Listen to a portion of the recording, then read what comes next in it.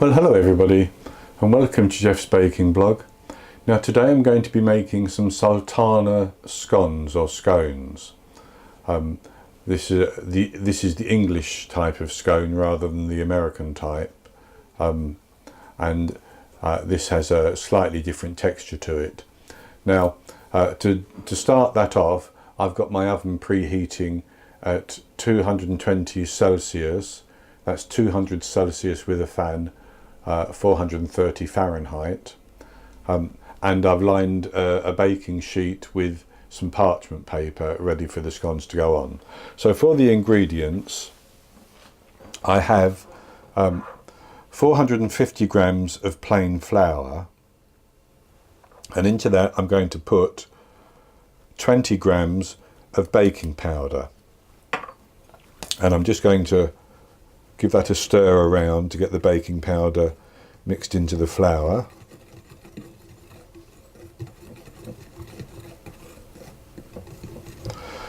And I also have 80 grams of butter. I have 70 grams of sultanas, sometimes known as golden raisins. You could put any sort of fruit in. You could put chopped up cherries, for instance, dry cherries, or raisins, mixed fruit. I also have 80 grams of caster sugar, 250 millilitres of milk, and 2 medium eggs. That would be large in the USA. I also have an extra egg with a little bit of salt in it, which I use for brushing on the top, and I have some extra flour for rolling out and forming the scones. So the first thing to do is to put the butter into the flour mixture, and we're going to rub that between our fingers until we have a sort of breadcrumb-like texture in the flour. And you could actually use one of these pastry cutters, and I will use that right at the end, but I think using it at the beginning, I often find it clumps too much and makes it rather messy. So we just rub the butter into the flour between our fingertips.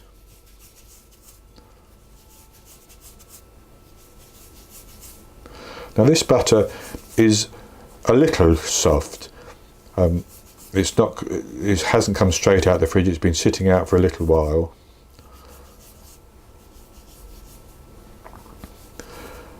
Now what we don't want to do with scones is we don't want to overwork the dough.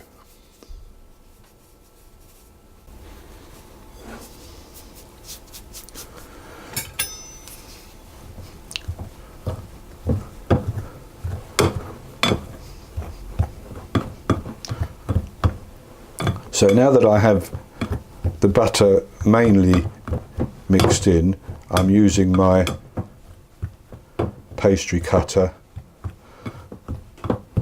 and that will just make sure that any little lumps of butter have got chopped, and as you can see it's not clinging. If I'd used it at the start it would cling to the mixture.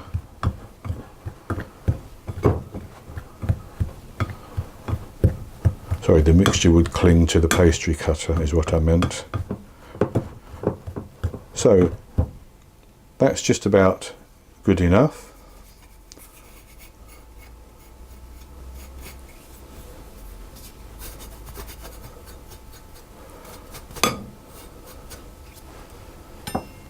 And then what I'm going to do is I'm going to pour in the sugar and mix that around to get that combined.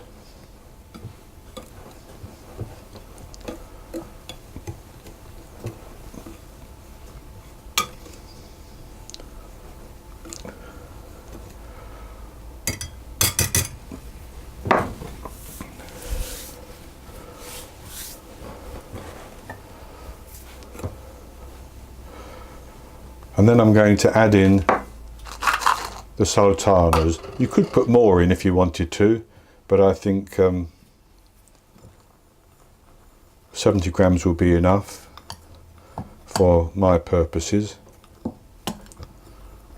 And of course you could make these without the sultanas if you just wanted plain scones.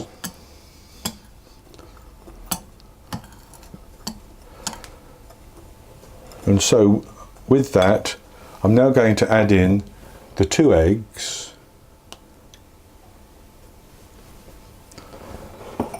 and most of the milk, not all of it. That's 250 millilitres. So I've added in most of it, and I'm going to use a knife just to stir it all around until we get a dough forming, and we can add more milk in as we need to, and we may not need all of it.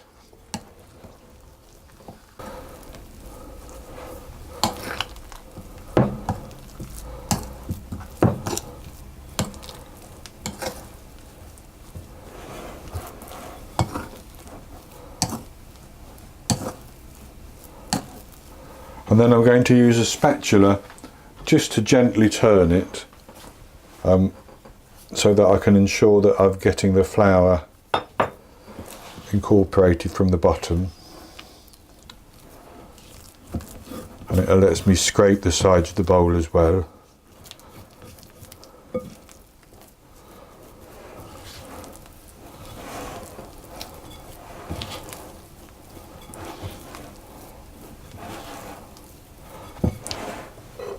And with that, I don't think I need to put any more milk in. What I'm going to do is put some flour onto the work surface and tip the mixture out onto it.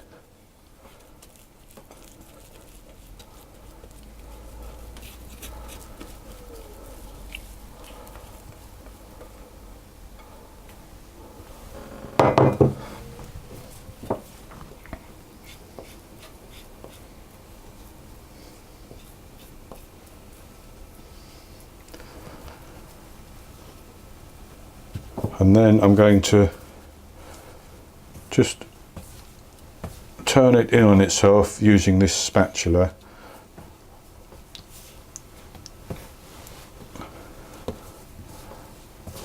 To coat it in flour.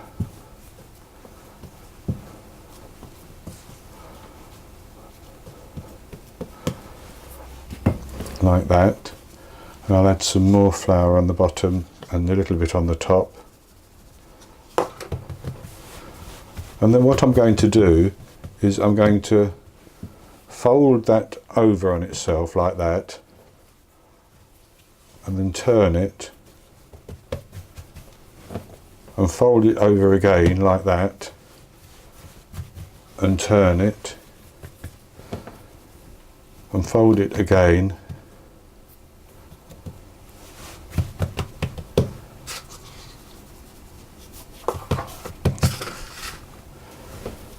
and then fold it one more time like that, and then turn it over, and then I'm going to roll that out to about an inch thick. So I have a pastry cutter here, and this is what I'm going to use, and this is a 7 centimetre, I think, 3-inch pastry cutter. And I'm going to use the flat side. You could use the pattern side. I'm going to use the flat side. But that depth, halfway down, is 1 inch. And I want to roll it out to about that thickness. Now with scones, you can re-roll the dough, especially after the first cut, and that will be fine. But if you re-roll it more than once, you'll still get perfectly serviceable scones, but they won't have quite the same fluffy texture. So I have that too thin, so I'm going to push that up.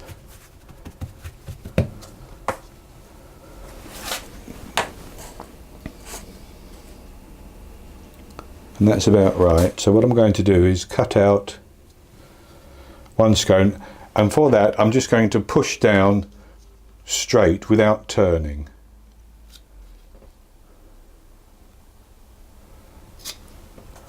And then I'm going to place that onto my baking tray.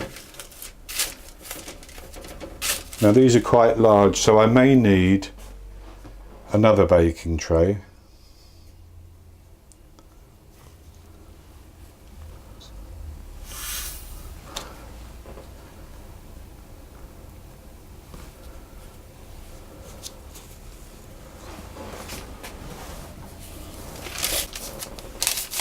In actual fact, my cutter was 8 centimetres, which is over 3 inches. So I'm going to have quite nice large scones. And what I'm going to do, having rolled out 6 and then 2 more from the remaining pastry, I'm going to brush the tops of them with the slightly salted egg.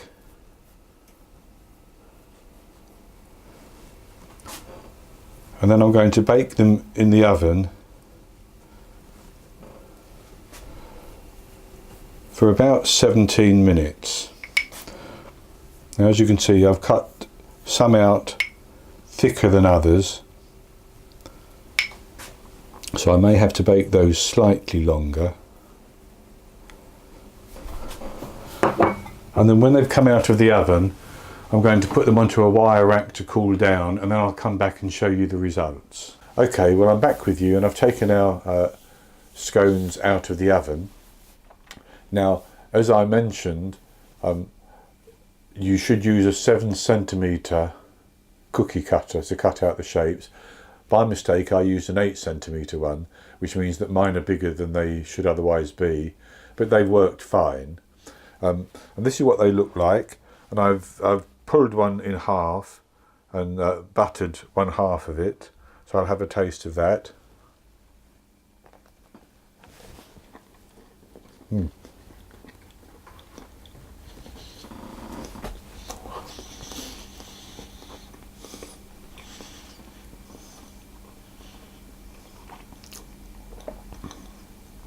That's very, very good. It's the perfect texture for the scone. It's nice and soft. The outside is slightly crispy or slightly firmer, and they're ideal with cream and jam, for instance, which is a traditional way of serving them. I like them with just butter and a cup of tea. And I'll just say again, if you use the 7 centimetre cutter and roll it out, you can get 8 from the first roll and pull it together and rolling a second time. You can get a couple more by rolling the remainder, but they won't be quite as nice as far as the shape is concerned. They might have a slightly more cakey texture, but they still taste very, very good. So that's going to be it for this recipe. I hope you've enjoyed it, and if you have, please give me the thumbs up below the video and click to subscribe to my YouTube channel.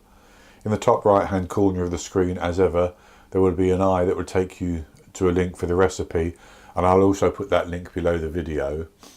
And I will be back with you with another recipe in the very near future. So until then, happy baking.